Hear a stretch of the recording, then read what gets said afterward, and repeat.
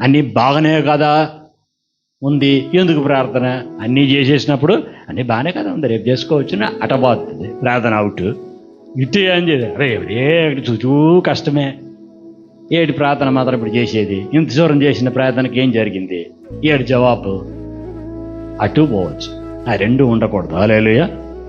శోధనలో నువ్వు ప్రవేశించకుండానట్లుగా ప్రార్థన చెయ్యుడి. అప్పుడు ప్రార్థన అనేది దేవుడి దగ్గర అడిగి పొందుకోవడం, ఇది ఇవ్వు అది ఇవ్వు అడగడం మాత్రం కాదు.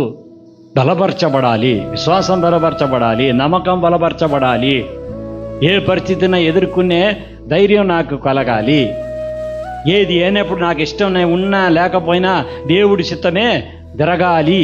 అనుకూలంగా ఉంటుందో లేదో కానీ దేవుడి చిత్తం ఎలాగైనా జరగాలి. దేవుడి చిత్తం జరిగితే అది ఎలాగైనా నాకు చెందిన వారికి అది మేలుగానే ముగిస్తుంది.